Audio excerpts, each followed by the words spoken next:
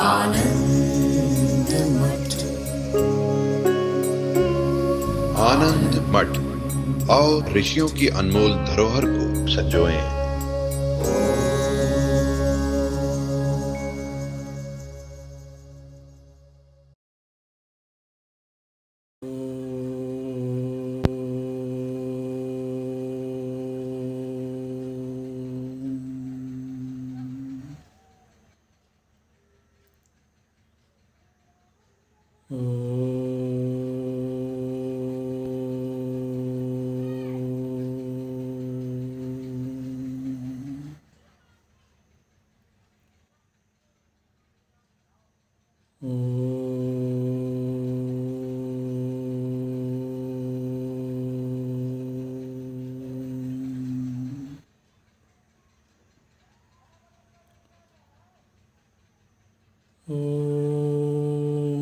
भद्रं कर्णेभिः शृणुयाम देवाः, भद्रं पश्येमाक्षभिर्यजत्राः, स्थिरैरङ्गैस्तुष्ट्वागुंसस्तनूभिः व्यशेम देवहितं यदायुः। स्वस्ति न इन्द्रो वृद्धस्रवाः, स्वस्ति नः पूषा विश्ववेदाः, स्वस्ति नस्तार्क्ष्यो अरिष्टनेमिः, स्वस्ति नो बृहस्पतिर्दधातु। ॐ शान्ति शान्ति शान्तिः।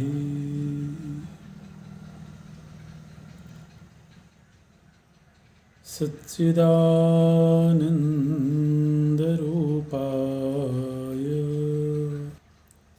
विश्वोत्पत्त्यादिहेतवे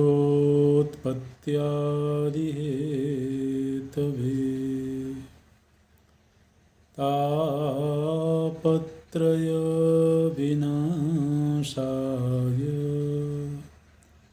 श्रीकृष्णाय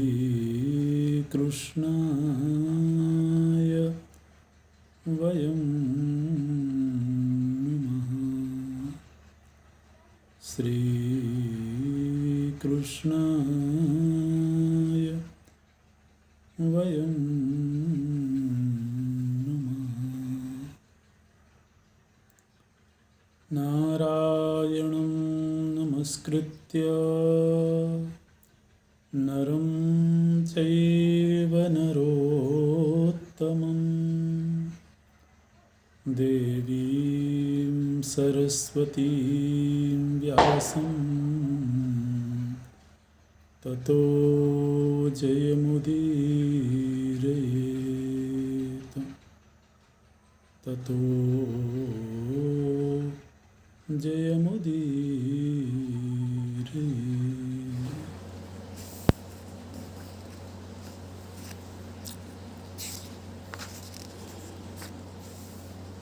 भीष्म पितामह जी के द्वारा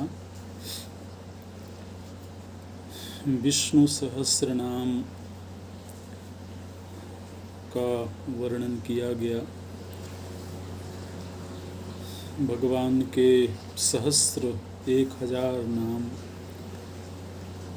उच्चारण करते हैं और इसकी महिमा भी बताते हैं। नित्य प्रति विष्णु सहस्रनाम का जो लोग पाठ करते हैं तो किस तरह से उनको सद्गति प्राप्त होती है, किस तरह से पुण्य लोकों की प्राप्ति होती है, ये वर्णन भीष्म पितामह ने किया। और इस विष्णु सहस्रनाम के साथ साथ देवताओं के जो नाम हैं भीष्म जी बोलते हैं कि यदि कोई देवताओं के नामों का भी प्रतिदिन पाठ करे, उच्चारण करे, तो उसे भी शुभ लोकों की प्राप्ति होती है। हम सभी ने ये सुना है कि 33 कोटि देवता होते हैं, 33 प्रकार के देवता होते हैं। उन 33 में से 12 होते हैं आदित्य, 11 रुद्र,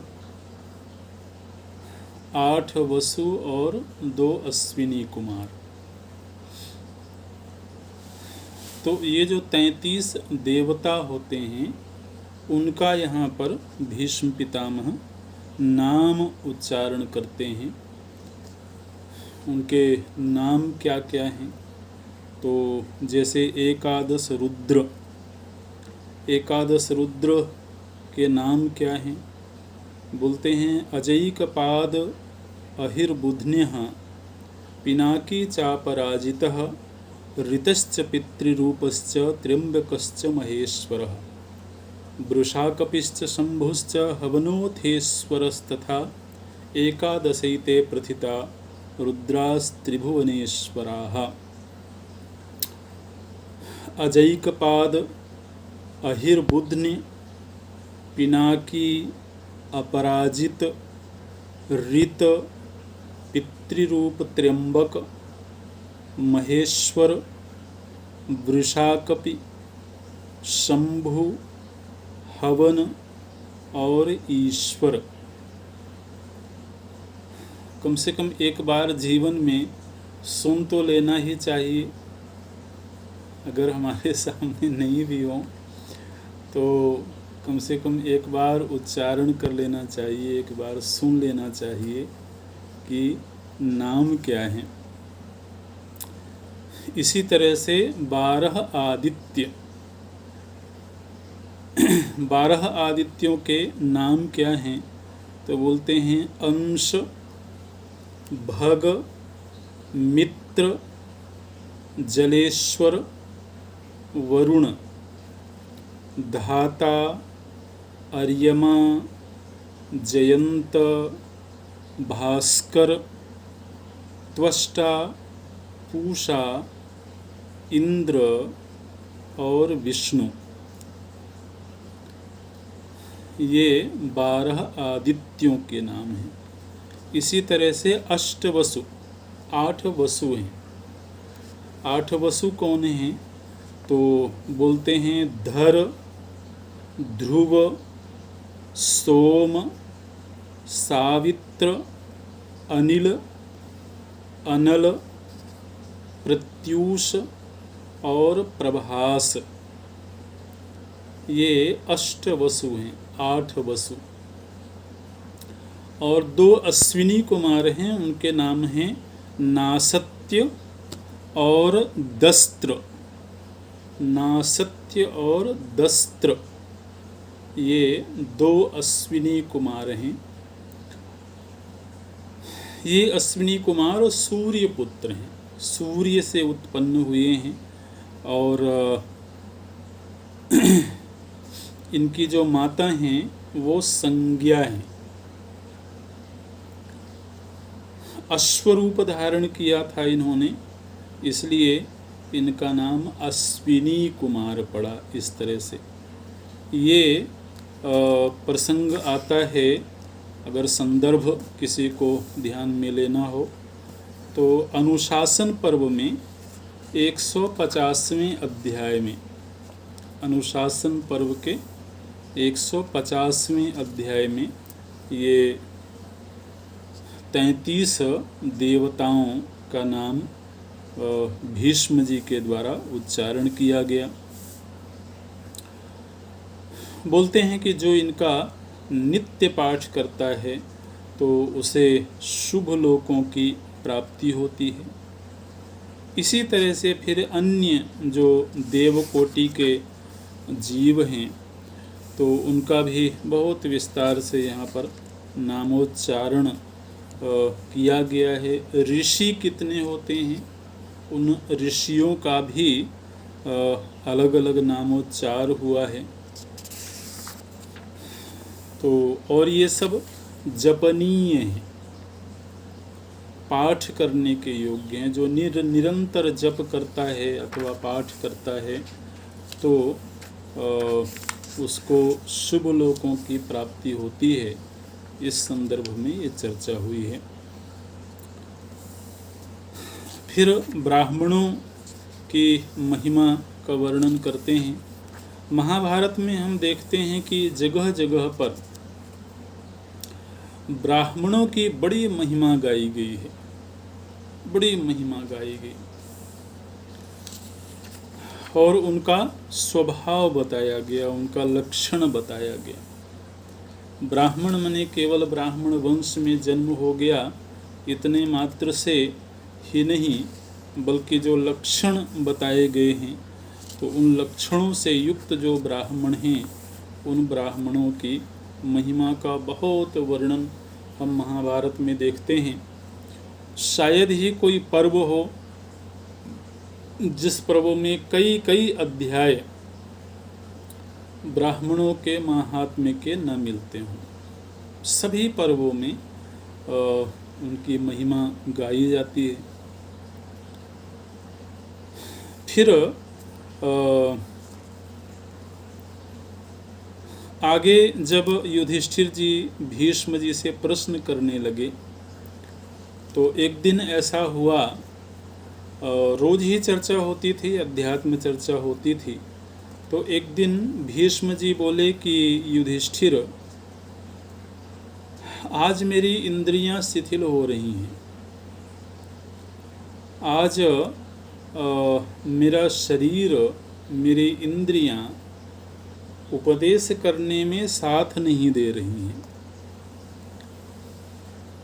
बोलते हैं बलम श्रोत्रे वांग मनश्चक्षुषी च ज्ञानम तथा सविशुद्धम ममाद्य देहन्यासो नाति चिरान मतो में नचाति तूर्णम सविताद्ययाति। बोलते हैं आज मेरा बल, मेरे कान, मेरी वाणी, मेरा मन, मेरे नेत्र, ये सब शिथिल हो रहे हैं। ऐसा लग रहा है कि अब शरीर छूटने में बहुत ज़्यादा वक्त नहीं रह गया है। इसलिए यदि तुम्हारे मन में और भी धर्म अध्यात्म को लेकर के जिज्ञासाएं हों तो तुम इन भगवान श्री कृष्ण से पूछो। भगवान श्री कृष्ण वहीं उपस्थित हैं। तो भीष्म जी बोलते हैं कि अब आगे का जो प्रश्न है वो तुम श्री कृष्ण से पूछो। और जब जब उनकी इंद्रियां शिथिल होने लगती हैं, हालांकि अभी सूर्य दक्षिणायन में ही हैं, लेकिन आज बोलते हैं कि मुझे ऐसा लग रहा है कि सूर्य देव बड़ी तीव्र गति से चल रहे हैं, बहुत शीघ्र ही ये उत्तरायण में आ जाने वाले हैं, इसीलिए मेरी इंद्रियां शिथिल हो रही हैं। तो लेकिन जब जब ऐसा प्रसंग आता है तो भीष्म जी उपदेश करना छोड़ करके भी सीधे भगवान श्री कृष्ण में अपना मन लगा देते हैं और युधिष्ठिर जी से बोलते हैं कि तुम इन श्री कृष्ण से पूछो। और इसी बहाने से भीष्म जी बताने लगे कि ये श्री कृष्ण कौन है। माने एक तरह से श्री कृष्ण की स्तुति करने लगे। एक बड़ी बात भीष्म जी बोलते हैं कि युधिष्ठिर, मैं श्री कृष्ण की महिमा को जानता हूँ, मैं श्री कृष्ण के याथात्म्य को जानता हूँ, मैं श्री कृष्ण के स्वरूप को जानता हूँ। क्या स्वरूप है?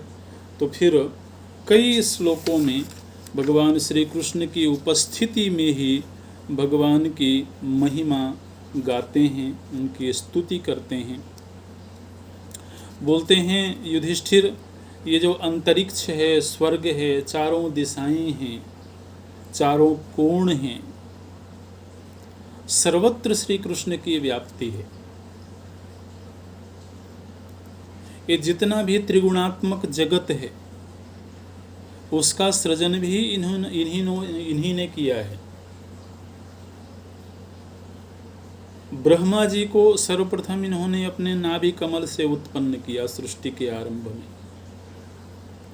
फिर ब्रह्मा जी को शक्ति प्रदान करी जिससे कि जगत का सृजन हो सके। सतयुग में यही श्री कृष्ण धर्म के रूप में विराजते हैं, त्रेता में ये विवेक के रूप में विराजते हैं, द्वापर में ये बल के रूप में विराजते हैं और कलयुग में अधर्म के रूप में। असल में जगत में जो कुछ भी है वो चूंकि परमात्मा से व्यतिरिक्त कुछ भी नहीं है। बहुत इस स्तुति में भीष्म जी ने बड़ी अद्भुत बातें कही हैं। बोले कि देवताओं को भी इन्हीं ने उत्पन्न किया और असुरों को भी इन्हीं ने उत्पन्न किया है।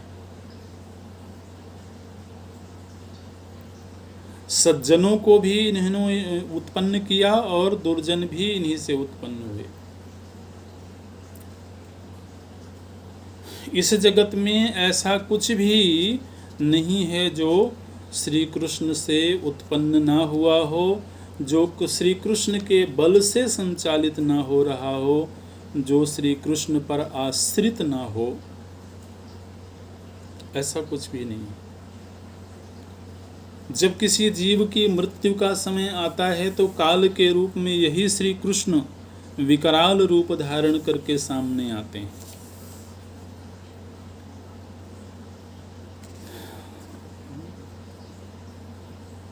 इस स्तुति में बड़े अद्भुत भगवान श्री कृष्ण के संदर्भ में चर्चा करते हैं। और वहीं पर अर्जुन भी हैं, पांडव भी हैं, तो उनको कहीं इस बात का अभिमान न हो जाए कि हमारे रथ का संचालन श्री कृष्ण ने किया है। भीष्म जी बोलते हैं कि यह जगत एक रथ की तरह से है। इस जगत रूपी रथ का संचालन भी श्री कृष्ण ही कर रहे हैं। वो केवल एक व्यक्ति की ही नहीं, बल्कि यह जो जगत रूपी रथ है इसका संचालन भी इन्हीं के हाथों हो रहा है। सत्व रजतम ये तीन इस संसार रथ के चक्र हैं। ऊर्ध्व मध्य तीन तरह की गतियां हैं।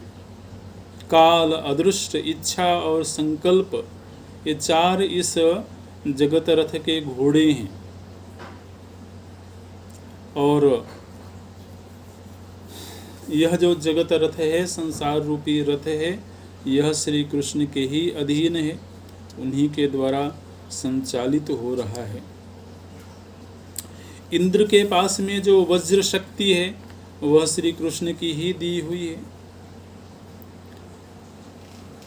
किसी भी देवता के पास में जो भी शक्ति है वह श्री कृष्ण की ही दी हुई है। यहाँ तक कि सूर्य देव जगत को प्रकाशित कर रहे हैं श्री कृष्ण का ही प्रकाश लेकर के।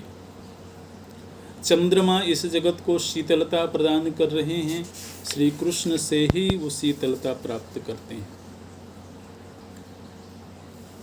तो लगभग 40 श्लोकों में भीष्म जी श्री कृष्ण की एक तरह से स्तुति करते हैं, उनकी महिमा का गायन करते हैं। और युधिष्ठिर जी से बोले कि युधिष्ठिर अब तुम इन श्री कृष्ण से ही आगे प्रश्न करो। युधिष्ठिर जी भगवान श्री कृष्ण से सीधे प्रश्न करते हैं जैसे कि आज्ञा है। और प्रश्न किया है उन्होंने ब्राह्मणों के संदर्भ में ही। भीष्म जी बोलते हैं कि हे श्री कृष्ण, हमने सुना है कि आप ब्राह्मण भक्त हैं, आप ब्राह्मणों की उपासना करते हैं। तो ब्राह्मणों में ऐसा क्या है कि आप भी ईश्वर हो करके भी आप ब्राह्मणों की उपासना करते हैं?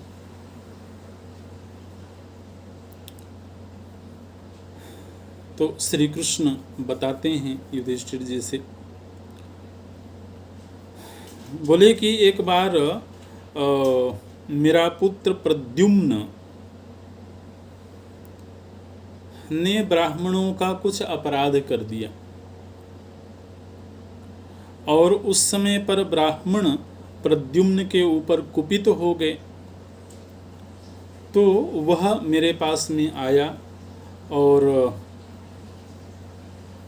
ब्राह्मणों के विषय में प्रद्युम्न ने मुझसे प्रश्न किया। तो उस समय प्रद्युम्न को जो मैंने ब्राह्मणों की महिमा के विषय में बताया था वही मैं तुम्हें बता रहा हूँ। और यहाँ पर भगवान श्री कृष्ण दुर्वासा जी का एक प्रसंग सुनाते हैं। बड़ा ही रोचक प्रसंग है। और बोले कि एक ब्राह्मण, नाम नहीं लिया श्री कृष्ण ने, बोले कि एक दिन एक ब्राह्मण हमारे नगर में आए और उनकी बड़ी विचित्र वेशभूषा थी। दुबले पतले से एक ब्राह्मण थे और उन्होंने नगर में आकर के ये घोषणा करी कि मैं किसी के घर में ठहरना चाहता हूँ,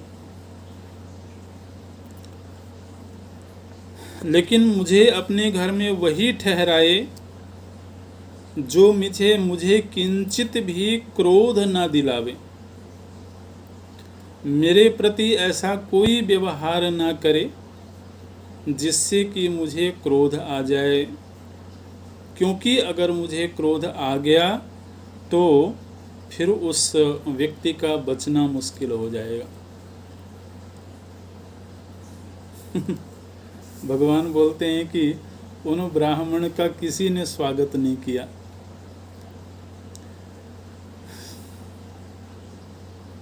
तो फिर जब मैंने देखा कि कोई उनको अपने घर में नहीं ठहरा रहा है तो मैं उनके पास में गया और मैंने कहा कि हे विप्रवर, आप मेरे घर में ठहरिए। उनकी एक तो वेशभूषा बड़ी विचित्र थी, उनका रहन सहन बड़ा विचित्र था। कभी कभी तो वो अकस्मात जोर जोर से हंसने लगते, कभी कभी फूट फूट करके वो रोने लगते, कभी कभी वो एक ही दिन में इतना भोजन कर जाते कि जितना कि 1000 लोग करें एक साथ, और कभी कभी बिल्कुल थोड़ा सा ही अन्न खा करके कई दिनों तक गायब रहते। तो कभी बड़े सुंदर वस्त्र पहनते, कभी दिगंबर रहते। तो बड़ी अद्भुत उनकी वेशभूषा थी, बड़ा अद्भुत रहन सहन था उनका। तो मैंने उनको आमंत्रित कर लिया और आमंत्रित किया तो मान गए, वो मेरे घर में आए। एक दिन मुझसे बोले कि हे कृष्ण, आज मैं खीर खाना चाहता हूँ। और मुझे इस बात का भान पहले से ही हो गया था कहीं कि ये विप्र शायद खीर खाने की इच्छा व्यक्त करेंगे, तो मैंने पहले से ही व्यवस्था कर लिया था खीर बनाने की। और मैंने खीर बनवाया और उन्होंने, जब उनके सामने मैंने खीर ले जाकर के निवेदित किया तो बिल्कुल थोड़ा सा खीर खाया उन्होंने, और जो उनका जिस पात्र में उन्होंने खीर खाया था उसमें जो खीर बची, बोले कि कृष्ण, तुम इस खीर को अपने शरीर के सारे अंगों में लगा लो। ये आदेश दिया उन्होंने। बोले पूरे अपने अंगों में तुम इस खीर का लेपन करो। मेरे मन में कोई भी दूसरा विचार नहीं आया और जैसा उन्होंने कहा वैसा ही मैंने किया। उनकी जो छोड़ी हुई खीर थी उस खीर को मैंने अपने पूरे शरीर में उसका लेपन कर लिया। और यद्यपि वो जूठी खीर थी लेकिन मेरे मन में ऐसा कोई विचार नहीं आया कि ये जूठी है। और प्रद्युम्न से मैं ये प्रसंग सुना रहा था, ऐसा श्री कृष्ण बोलते हैं। और फिर बोले कि वहीं तुम्हारी माता खड़ी थी, वो मुझको देख करके मुस्कुरा रही थी। रुक्मिणी जी वहीं पर थीं और मेरे इस कृत्य को देख करके वो मुस्कुरा रही थी। तो जब ब्राह्मण ने उनको देखा तो उन्होंने कहा कि ये जो रुक्मिणी हैं इनके शरीर में भी इस खीर का लेपन करो। तो उस समय भी मेरे मन में कोई दूसरी वृत्ति नहीं आई और जैसा उन्होंने कहा वैसा ही मैंने किया। उनके शरीर में भी खीर का लेपन किया।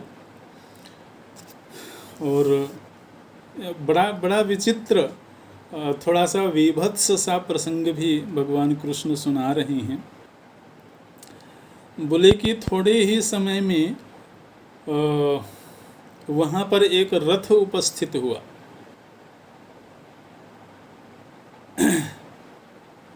और रथ उपस्थित हुआ, वो जो ब्राह्मण थे उन्होंने रुक्मिणी जी को रथ में घोड़े की जगह पर जोत दिया और बोले कि तुम इस रथ का संचालन करो। बड़ा ही अद्भुत प्रसंग है। हम सोच रहे थे कि बोलें कि न बोलें लेकिन वो ग्रंथ में है तो पढ़ना तो चाहिए ही। और ये स्वयं भगवान अपने मुखारविंद से सुना रहे हैं। तो रुक्मिणी जी के मन में भी आप उस धैर्य, जो प्रसंग सुना रहे हैं ये धैर्य का प्रसंग सुना रहे हैं कि किसी दिव्य पुरुष, किसी महापुरुष के सामने कितना धैर्य होना चाहिए। तो बोले कि रुक्मिणी जी के मन में भी कोई संदेह, कोई क्रोध नहीं आया, कोई दूसरी वृत्ति नहीं आई और उन्होंने उन्हें उस रथ में जोत दिया। रथ को वो खींचने लगी और वो कोमल तो है ही हैं, तो वो गिर गई एक जगह पर। उस समय पर उन्होंने उनको चाबुक मारा और फिर वो रथ खींचने लगी इस तरह से। और इतना सब कुछ होने पर भी ना तो मेरे मन में किंचित क्रोध की वृत्ति आई और ना ही रुक्मिणी जी के मन में वृत्ति आई। और उसके पहले उन्होंने मेरे घर में बड़ा उपद्रव किया था। यह करने से पहले हमारे घर के जो चीज़ें थी उनमें बड़ा तोड़ फोड़ किया था उन्होंने। लेकिन इतना सब कुछ करने के बाद भी मैं प्रसन्नता पूर्वक उनकी सेवा करता रहा। और जब ये घटना घटी, रथ वाली घटना घटी, तो कुछ ही क्षणों में वहाँ रथ गायब हो गया। और फिर वो जो ब्राह्मण हैं वो प्रसन्न मुद्रा में आकर के मेरे सामने खड़े हुए। रुक्मिणी जी बिल्कुल स्वस्थ चित्त आकर के सामने खड़ी हुई। और फिर वो जो ब्राह्मण थे उन्होंने कहा कि कृष्ण, तुम्हारे जैसा धैर्य मैंने इस सृष्टि में कहीं नहीं देखा। तुमने अपने शरीर के पूरे अंगों में जिन जिन अंगों में खीर का लेपन किया था वो सभी अंग वज्र की तरह हो जाएंगे। रुक्मिणी ने अपने शरीर के जितने अंगों में उस खीर का लेपन किया वो सब वज्र की तरह हो जाएगा। लेकिन मुझे एक बात का खेद है कि तुमने उस खीर का लेपन अपने पैर के तलवे में नहीं किया था, इसलिए तलवे के अलावा तुम्हारे शरीर के सभी अंग वज्र की तरह हो जाएंगे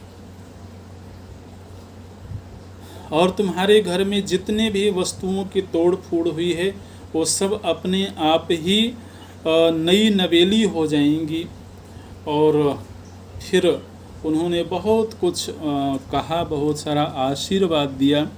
उन्होंने कहा कि ये जो तुम्हारी रानी हैं, ये रुक्मिणी जी हैं, इनके अद्भुत धैर्य का मैंने परीक्षण किया है और तुम्हारी जो 16,000 रानियां हैं उन सभी रानियों में ये श्रेष्ठ होंगी और इनको तुम्हारे साथ ही गोलोक धाम की प्राप्ति होगी, सायुज्य इनकी मुक्ति होगी।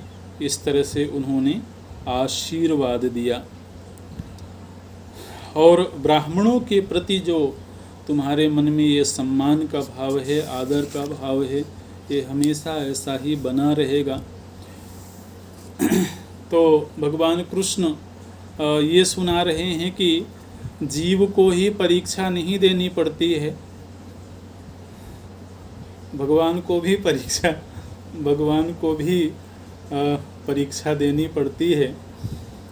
तो बोले कि वो दुर्वासा ऋषि हैं और बहुत दिव्य, बहुत अद्भुत ऋषि हैं वो। तो इस तरह से, लेकिन भगवान कृष्ण ये बता रहे हैं कि ब्राह्मणों के प्रति कितने सम्मान का भाव रहना चाहिए। तो ये प्रसंग श्री कृष्ण जी ने सुनाया है।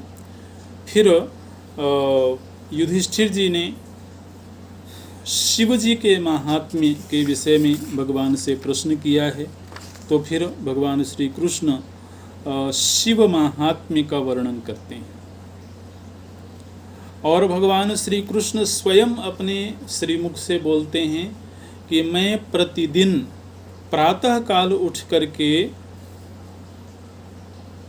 मन और इंद्रियों को संयम में रखते हुए हाथ जोड़ करके शतरुद्रीय का प्रतिदिन पाठ करता हूँ।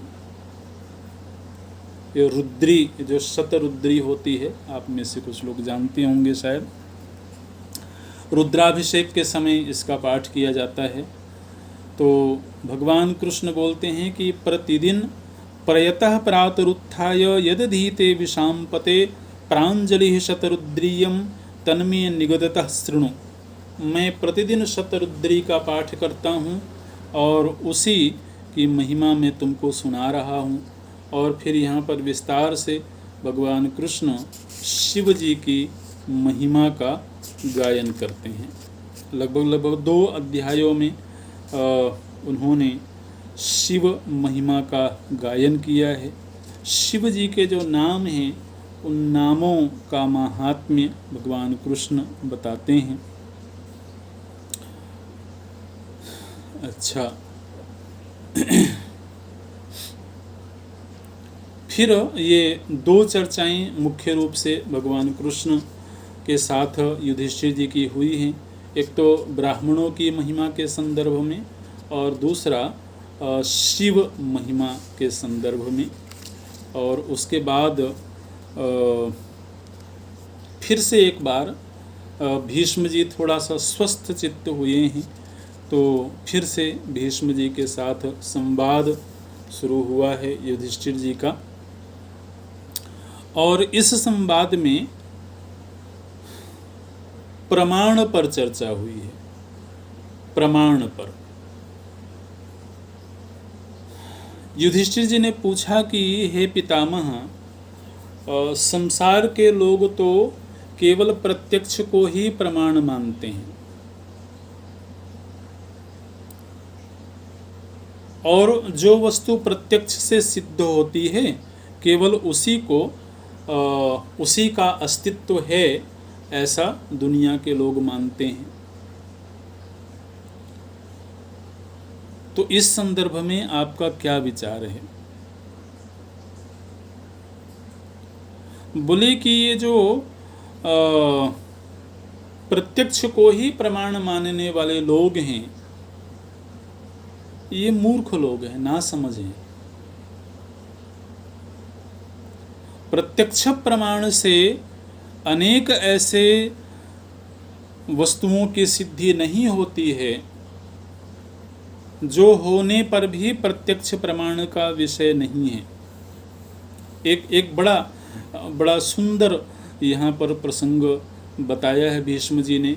देखिए, आज के समय में भी, विज्ञानवाद के युग में भी कई बार इस तरह से लोग प्रश्न करते हैं कि ईश्वर नाम की चीज़ यदि है या ब्रह्म परमात्मा नाम की कोई चीज़ है तो उसको दिखनी चाहिए। दिखनी चाहिए माने वो प्रत्यक्ष प्रमाण का विषय बनना चाहिए। भीष्म जी बोलते हैं कि देखो, जो परोक्ष वस्तु होती है, जैसे लोक परलोक हैं, धर्म है, ईश्वर है, ये सब के सब वेद का विषय है। इसलिए जो व्यक्ति, देखिए, हमारे आपके सामने भी जब कभी कोई इस तरह का प्रश्न करे तो उसको इस तरह से उत्तर देना पड़ेगा। क्या बोलते हैं भीष्म जी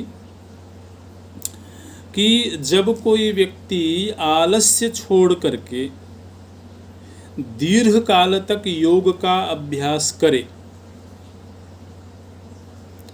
और तत्व का साक्षात्कार करने के लिए निरंतर प्रयत्नशील बना रहे, और जब तक तत्व साक्षात्कार न हो जाए तब तक वह अपने जीवन को संयमित रखे, भोगों से दूर रहे, और इस तरह से जब कोई व्यक्ति जीवन जिएगा तब उस व्यक्ति को तत्व का दर्शन होगा। तो ईश्वर का दर्शन तो हो सकता है। अगर कोई ये कहे कि अगर ईश्वर है तो उसका दर्शन करवाइए, तो ईश्वर का दर्शन तो हो सकता है, लेकिन उसकी एक तैयारी है, उसकी एक साधना है। तो व्यक्ति के भीतर योग्यता ही ना हो और कहे कि मैं ईश्वर दर्शन चाहता हूं, ये तो संभव नहीं हो। इसलिए स्पष्ट रूप से भीष्म जी ने ये कहा कि इस तरीके से, इस पद्धति से यदि कोई व्यक्ति तत्व साक्षात्कार की इच्छा रखता है और निरंतर प्रयत्न करता है तो निश्चित रूप से उसे उस तत्व का साक्षात्कार होता है जो प्रत्यक्ष का विषय नहीं है, जो परोक्ष है और जो वेदों के द्वारा प्रतिपादित है। और एक बात और भीष्म जी ने कहा कि युधिष्ठिर, जिस ज्ञान का प्रतिपादन वेद के द्वारा न हुआ हो वह ज्ञान संसार से ही संबंधित होगा, क्योंकि वेद ही है जो परोक्ष विषय का ज्ञान प्रस्तुत करता है। इसलिए वेद बाह्य ज्ञान का त्याग कर देना चाहिए। अग्राह्यम अनिबद्धम च वाचा संपरिवर्जयेत। इस तरह से तो परोक्ष तत्व के विषय में, चाहे वो धर्म हो, ब्रह्म हो, लोक परलोक हो, पुनर्जन्म आदि हो, कर्म सिद्धांत हो, तो इन सब के विषय में वेद ही परम प्रमाण है। इस विषय पर चर्चा हुई है और विस्तार से चर्चा हुई है।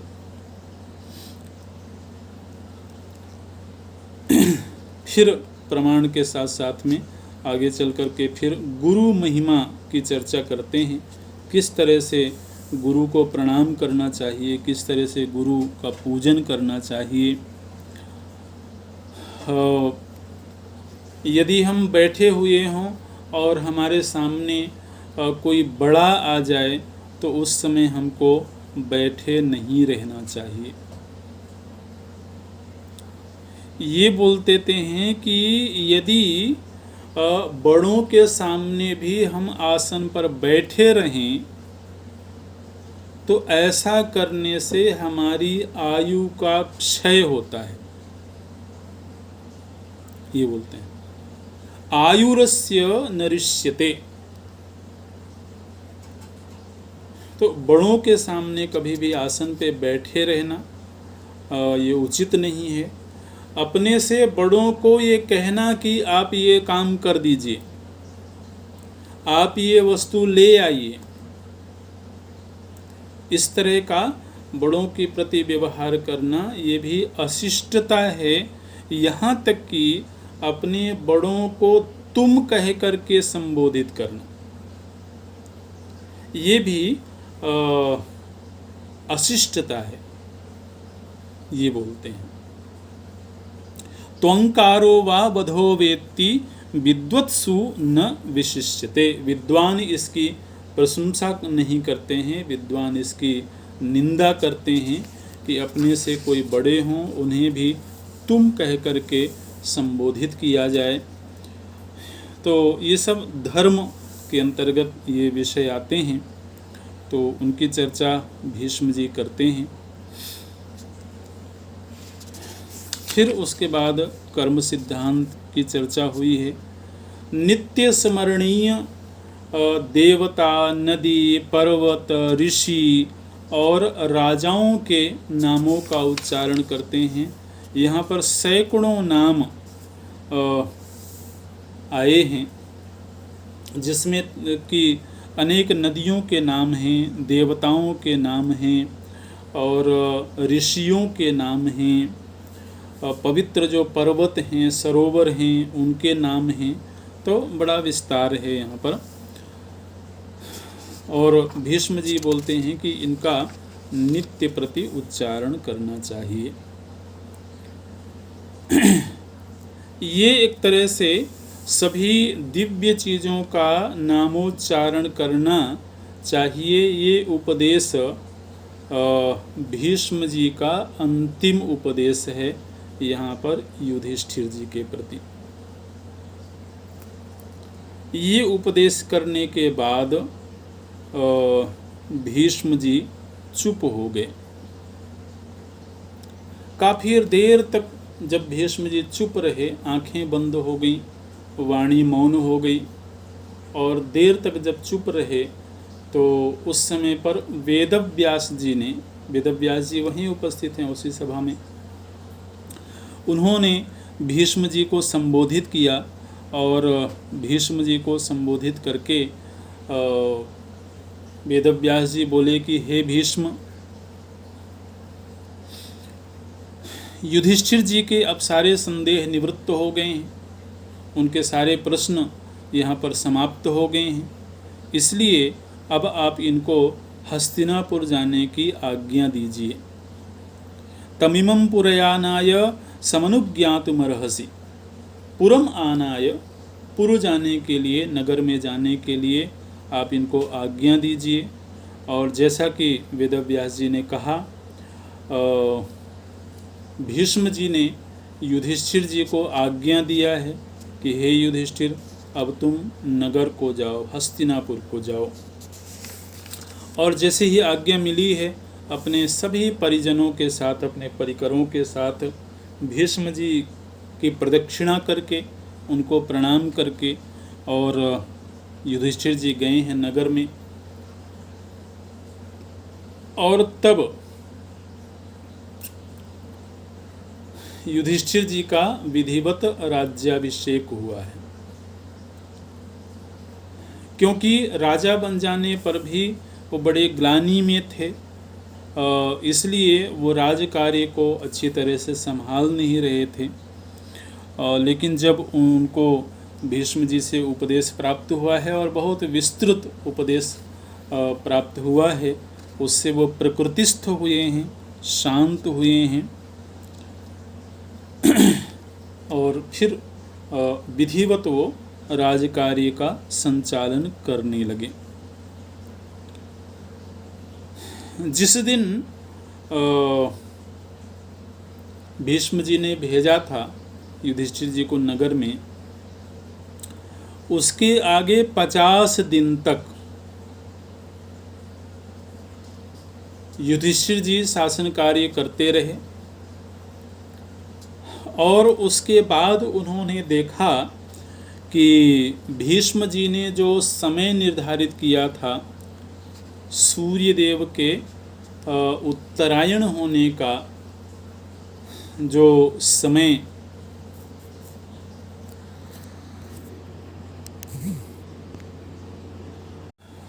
निर्धारित कर दिया गया था कि सूर्य देव कब उत्तरायण में आएंगे, और वो समय जब आ गया, जैसे ही सूर्य देव दक्षिणायन से उत्तरायण में आए हैं तो युधिष्ठिर जी को समझ में आ गया कि अब हमारे पितामह देह त्याग करना चाहते हैं।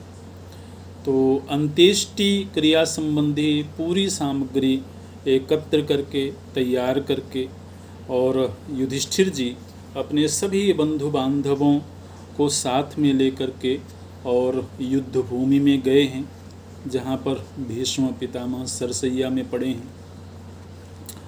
उस समय पर देश देशांतर के सभी ऋषि महात्मा वहाँ पर एकत्र हुए हैं।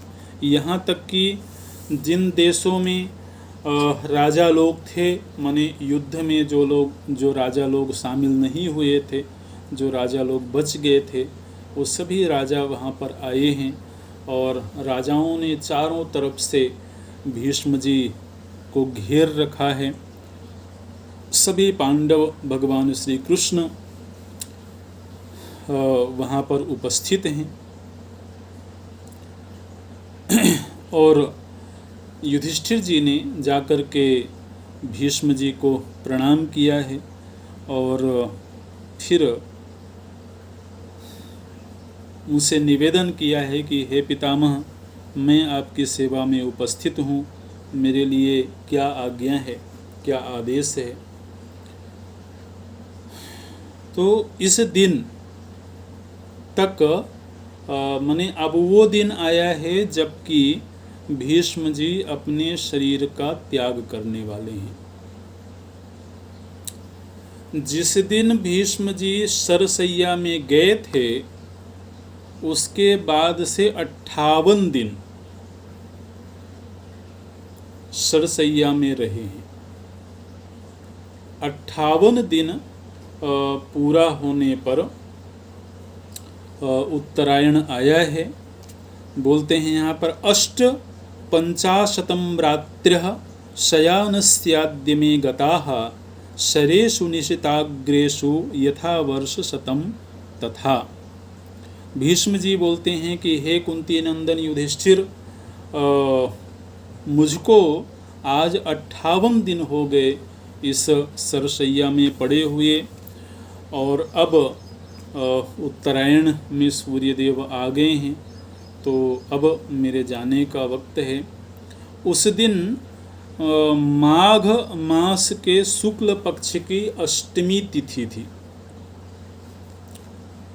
माघ शुक्ला अष्टमी तिथि थी और उस दिन भीष्म जी ने ये कहा है कि अब मुझे जाना है। युधिष्ठिर जी को और वहाँ पर धृतराष्ट्र भी उपस्थित हैं, उनको संबोधित करते हुए भीष्म जी ने कहा कि मुख्य रूप से धृतराष्ट्र जी को संबोधित करते हुए बोले कि हे धृतराष्ट्र, जो कुछ भी घटना घटी है वो अवश्यम भावी थी, इसलिए पूर्व की घटनाओं को विस्मृत करके और तुम्हें अभी जो ये पांडव लोग हैं इनके प्रति प्रेम का, वात्सल्य का भाव रखना चाहिए।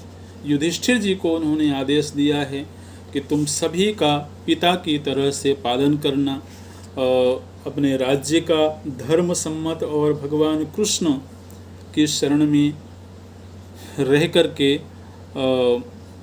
राज्य का संचालन करना।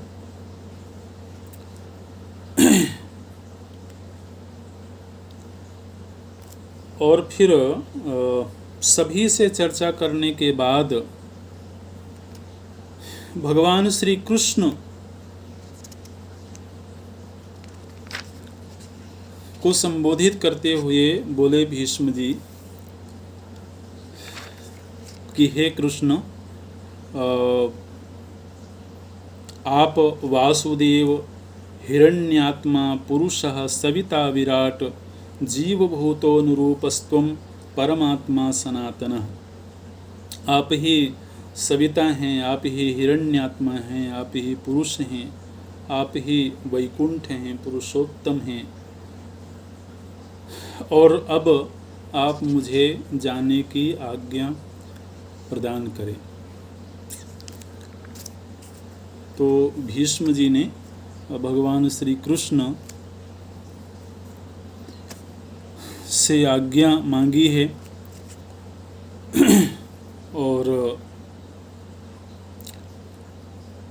बोले कि आपकी आज्ञा से ही मैं इस शरीर का त्याग करूँगा।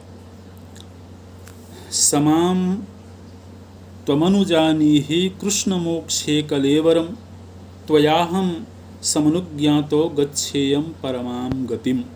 आपकी आज्ञा मिलने से ही मैं इस शरीर का त्याग करूँगा और आपके अनुग्रह से ही मुझे परम गति की प्राप्ति होगी। भगवान श्री कृष्ण आज्ञा प्रदान करते हैं। बोले भीष्म जी, मैं आपको आज्ञा सहर्ष आज्ञा प्रदान कर रहा हूँ।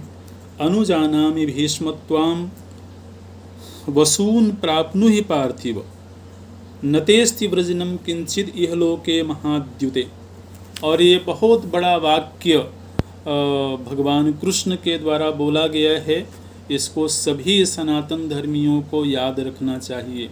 कई बार भीष्म जी के चरित्र को लेकर के कुछ कुछ प्रश्न उठते हैं लोगों के मन में, लेकिन भगवान का जो वाक्य होता है वो ब्रह्म वाक्य होता है, वो वेद वाक्य होता है। और भगवान श्री कृष्ण ने भीष्म जी के विषय में क्या कहा है? बोले कि हे भीष्म, इस लोक में आपके द्वारा अणुमात्र भी पाप नहीं हुआ है। ये बात ध्यान रखिए। भगवान कृष्ण बोल रहे हैं नतेस्ति व्रजिनम किंचित इह लोके महाद्युते। बोले कि इस लोक में, ये बहुत बड़ा वाक्य है। जीवन में कुछ ना कुछ गलतियां व्यक्ति से होती हैं जब मनुष्य के शरीर में होता है। तो भीष्म जी के विषय में भगवान कृष्ण का वचन है। बोले कि हे भीष्म जी, आपके द्वारा अणुमात्र भी पाप इस लोक में नहीं हुआ है। और आप वसु हैं, वशिष्ठ जी के शाप से आपको मनुष्य योनि में आना पड़ा था और आपने पवित्र धर्मपरायण जीवन जिया है और आप देह त्याग करके और पुनः वसु लोक को जाइए और पुनः वसु देह को प्राप्त करिए। तो इस तरह से भगवान कृष्ण से आज्ञा मिली है और भगवान श्री कृष्ण से आज्ञा पा करके भीष्म जी देह त्याग के लिए प्रस्तुत हुए हैं और यौगिक प्रक्रिया का आश्रय लेकर के वो देह त्याग कर रहे हैं। और इस प्रसंग को पूरा कर लेते हैं अभी, हालांकि समय हो गया है। तो किस तरह से देह त्याग कर रहे हैं? तो बोलते हैं कि नीचे के अंगों से एक एक अंग से प्राण ऊर्ध्वमुखी हो रहे हैं। और बहुत ध्यान से इस प्रसंग को सुनिएगा कि धारणा का प्रयोग करते हुए जब प्राणों को भीष्म जी ने ऊर्ध्वमुखी बनाना आरंभ किया तो नीचे के अंगों से, मतलब पैर से, प्राण उस अंग को छोड़ते जाते हैं। और जिस अंग को प्राण छोड़ते हैं उस अंग में विधा हुआ जो बाण है वो बाण अपने आप ही उस अंग से निकल जाता है। उस जगह पर उपस्थित सभी लोग ये दृश्य देख रहे हैं और आश्चर्यचकित भी हो रहे हैं। अब ये जो धारणा की प्रक्रिया है भीतर ही घट रही है, बाहर कुछ दिख नहीं रहा है, लेकिन बाहर ये दिख रहा है कि उनके एक एक अंग से बाण स्वतः ही निकल करके हट जाता है और उस अंग में जो घाव था वो घाव अपने आप ही भर जा रहा है। इस तरह से बोलते हैं, यद्यन मुंचति गात्रम ही स शांतनुसुतः तदा तत्तत् विशल्यम भवति योग युक्तस्य तस्य वै। विशल्यम भवति, शल्य मतलब बाण उससे निकल जाता है और वो घाव अपने आप ही भर जाता है। और फिर जब सारे अंगों से उन्होंने अपने प्राणों को समेट लिया, सारे द्वार बंद हो गए, तब उनके जो प्राण हैं वो ब्रह्मरंध्र का भेदन करके और चले गए। और जब प्राण गए हैं तब तक उनके सारे शरीर के बाण निकल चुके और उनका पूरा शरीर घाव रहित हो गया है। और फिर उस देह का वहाँ उपस्थित लोगों ने अंत्येष्टि क्रिया करी है, अंत्येष्टि क्रिया संपन्न हुई है, जलांजलि दिया है। और उस समय पर माता गंगा जी मूर्तिमती होकर के वहाँ प्रकट हुई और बहुत विलाप करती हैं गंगा जी पुत्र वियोग में। तो भगवान कृष्ण गंगा जी को सांत्वना देते हैं और स्वस्थ चित्त हुई हैं गंगा जी, और फिर वो अपनी जलधारा में ही समा गई हैं। तो इस तरह से यहाँ पर भीष्म पितामह ने अपने देह का त्याग किया है और विधिवत अंत्येष्टि क्रिया संपन्न करके जलांजलि दे करके फिर सभी जो हस्तिनापुर के लोग थे वो वापस अपने नगर को गए हैं। यहाँ पर ये अनुशासन पर्व भी संपन्न होता है। ओम पूर्णमदः पूर्णमिदं पूर्णात् पूर्णमुदच्यते पूर्णस्य पूर्णमादाय पूर्णमेवावशिष्यते। ओम शांति शांति शांतिः। हरि ओम। श्री गुरुभ्यो नमः। हरि ओम।